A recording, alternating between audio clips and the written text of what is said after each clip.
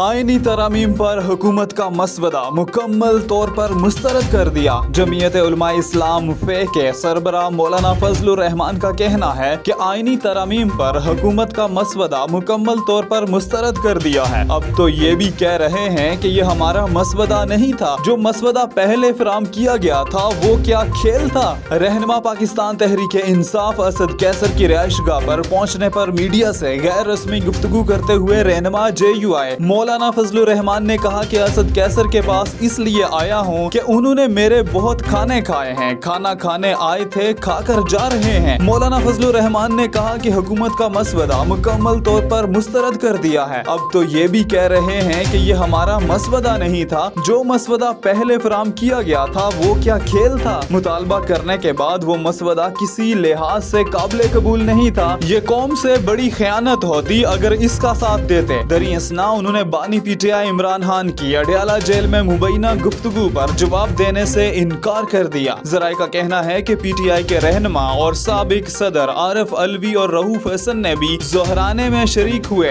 असद कैसर ने गुज़श्ता रोज मौलाना फजलुर रहमान की रिहाइशगाह पर जाकर उन्हें ज़ोहराने की दावत दी थी। आईनी तरमीम के लिए हमायत हासिल करने के लिए हुकूमत और अपोजिशन वफूद ने मौलाना फजलुर रहमान से मुलाकात की थी। इस सिलसिले में असद कैसर काफी मुतहर्रिक रहे। आरिफ अलवी भी मौलाना से मिले थे।